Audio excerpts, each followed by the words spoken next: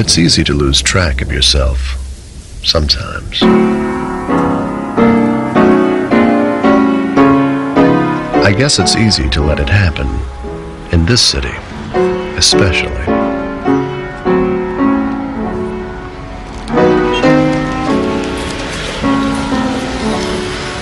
Who hasn't, occasionally, sought a quick confirmation of themselves in a storefront window or on the sidewalk below? It's kind of a momentary checking in, one could say. There are certain things which a person can count on, you see. And so time after time, one turns around and it is there. And then you feel a little silly for having needed to check it, right? But what if it is not there?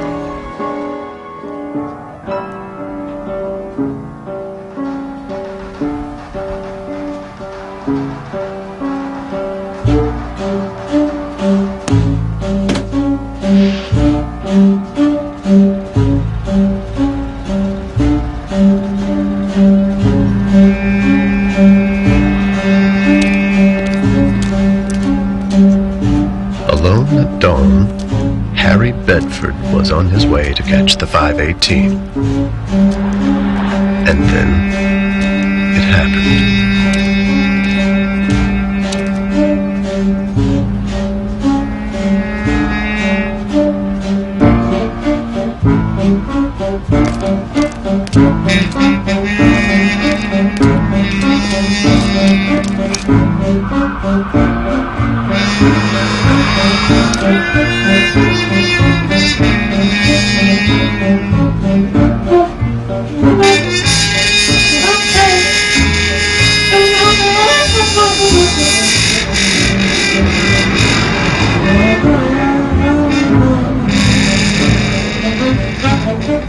Harry had to admit that this town could be interesting, but only if you had a round-trip ticket.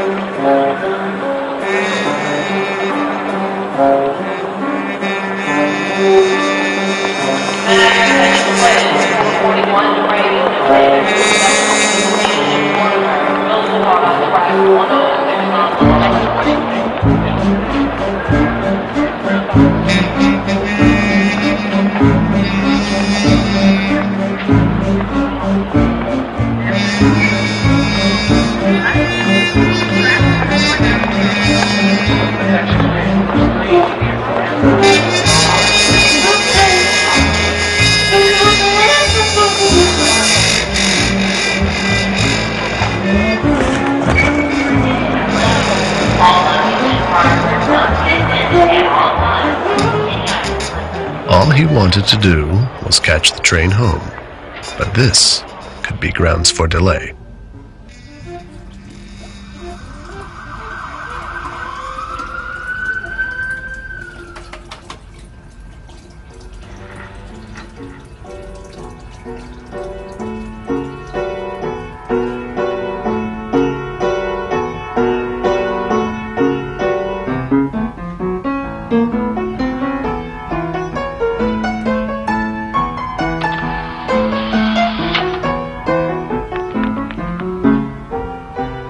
It is strange how a place changes when you must look for something in it.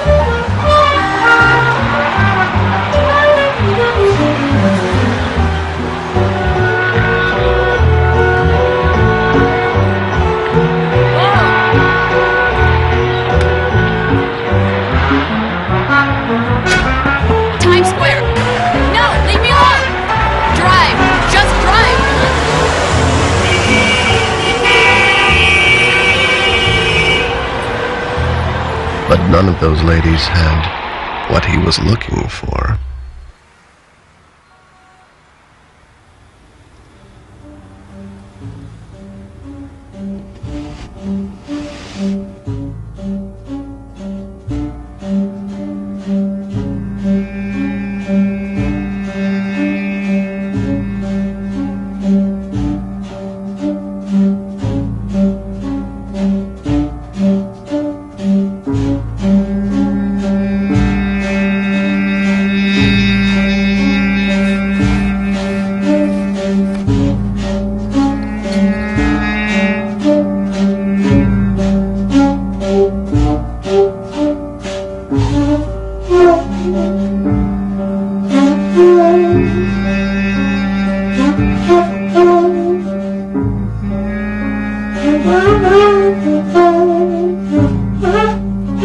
Sometimes a man can only do so much.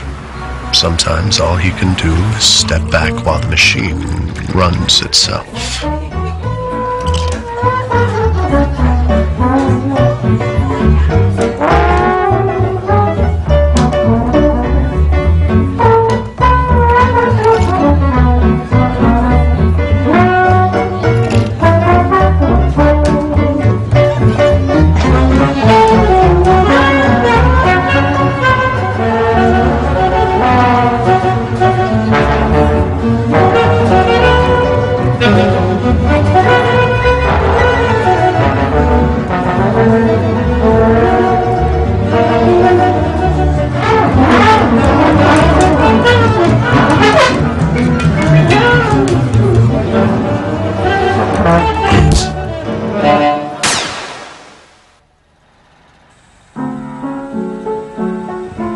At this point in the story, there are different accounts of the real conclusion of the shadow mix-up.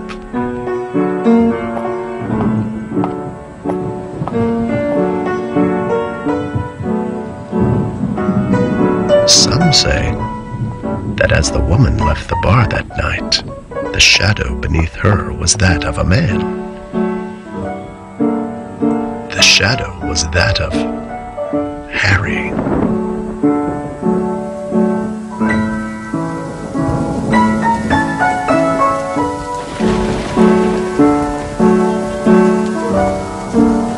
It still remains a mystery how their shadows were mismatched to begin with. But Harry, if only in that moment, had his answer.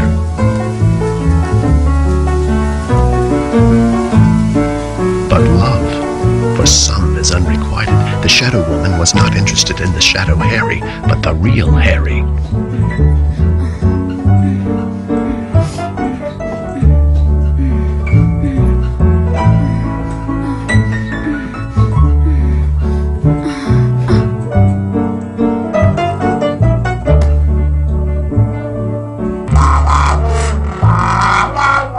Was he meant to spend his years with a murderer who loved him? Harry turned her into the authorities.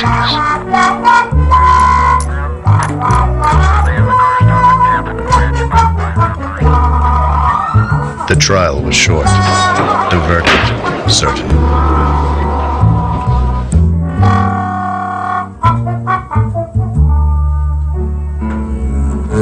But some bonds just can't be broken, so where one goes, the other must follow.